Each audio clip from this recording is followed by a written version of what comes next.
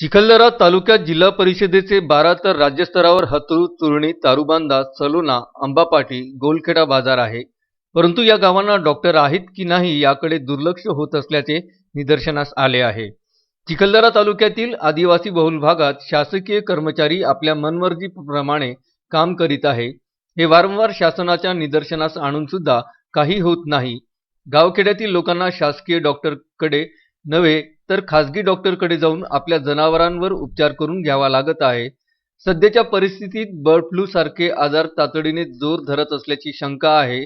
तरी सुद्धा गोलखेडा बाजार येथील पशुवैद्यकीय अधिकारी डॉक्टर तराडे यांच्याशी फोनवर संवाद साधला असता त्यांनी उडवाउडवीची उत्तरे दिलीत. गेल्या कित्येक दिवसांपासून गोलखेडा बाजार येथील नागरिकांनी पशुवैद्यकीय डॉक्टर आपल्या गावात आहेत की नाही, दवाखाने आपल्या गावात आहेत की नाही असं झालं आहे.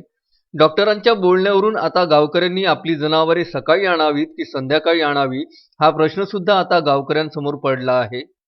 गौलखेडा बाजार पोलीस पाटील रमेश महल्ले म्हणालेत की माझ्या घरातील बैल हा आजारी झाला होता, तर मी इकडे तिकडे चौकशी करून डॉक्टर तराडे यांचा मोबाईल नंबर मिळवला, त्यांच्याशी फोनवर संवाद साधला तर डॉक्टर साहेब यांनी मला वस्तापूर येथील प्रायव्हेट डॉक्टरचा नंबर दिला. म्हणाले की त्यांच्याकडून उपचार करून घ्या, मी सध्या येऊ शकत नाही. मारुती पाटणकर, विदर्भ न्यूज, चिखलदरा.